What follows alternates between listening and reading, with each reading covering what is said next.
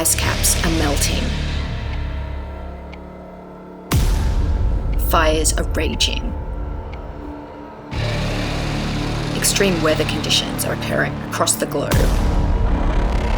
And in recent years, Footscray received the worst recorded floodings for the inner city suburb. The wall built along the side of the racecourse redirects water into other parts of Footscray, causing major flooding and damages to residential houses. The decision to build the wall was ill-advised, servicing the elite and facilitating gambling, animal abuse, and alcoholism. Other concerns in the suburb include flash flooding, which has recently caused cars to be submerged, occurring in this particular underpass. Kind of scared because I've never seen this water so high. It's rushing pretty quickly, isn't it? Yeah. The flood zones we are focusing on for this proposal are the Flemington Racecourse Precinct, Barclay Street and surrounds, and the Victoria Street underpass. The Maribyrnong River overflows at a number of places prior to Footscray. Our intervention strategies are intended to be repeated further up along the river.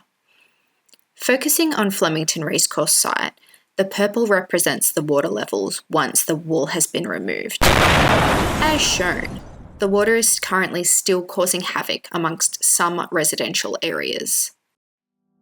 Infrastructure for the city I call a sponge city.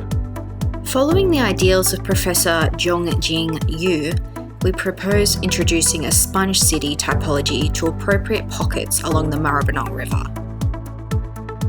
We have prepared a 3D model to run some tests and bring some solutions to this big issue.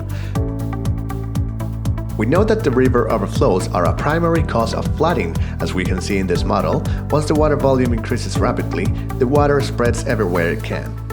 One alternative to mitigate this issue would be to extend a new arm to the river and redirect its flow towards the Flemington Racecourse central area and turn it into a pluvial park, pretty much like a retention pond. To do this, we would need to get rid of the wall, of course. But despite the partial success that this alternative offers, we can see that after some time, the stream force will keep pushing in every direction. Probably for this alternative to be fully effective, it would be necessary to make a much bigger excavation in the middle of Flemington Racecourse, which certainly may result in a very expensive solution. Another possible solution would be to propose a sloped park along each side of the river as a natural way to confine the river at the same time that it can foster the creation of new parks for the city. As we can see, the alternative works as well as expected. However, its implementation could be conditioned by many factors, including topography, property boundaries, budget, and street crossings, among others. Lastly, we'll run a test based on gabions. These type of structures can be placed under the water or even at the edge of the river in the form of jetties. They act as deflector waves so that they help stabilize the direction and force of the stream.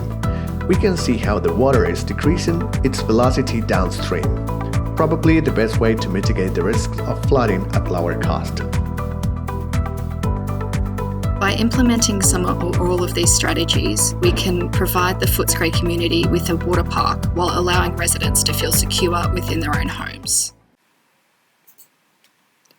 Looking to rainy Berlin, we were inspired by these big ideas, and we're proposing the following as micro-strategies across Footscray. Looking at the flooding overlay over Footscray, we can identify that Barclay Street is one of the affected areas. One of the micro-strategies that we can apply is an overflow tank. This will work thanks to a grill filtration system on the streets and a bioswales on the front of every property. The flash flooding area begins on the north side of the train tracks and flows towards the south. Because the underpass can hold large amounts of water, the southern areas are not affected by flooding. A variety of different strategies can be implemented to reduce the water levels in the underpass.